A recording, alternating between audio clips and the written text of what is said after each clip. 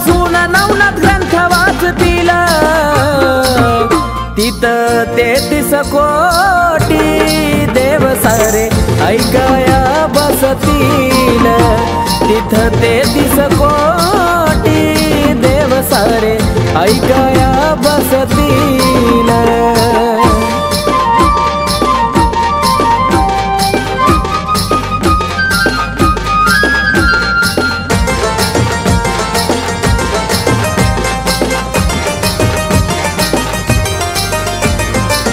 आल्या जीवनाचा होतो या उद्धार वाचता नवनाथ भक्ती सार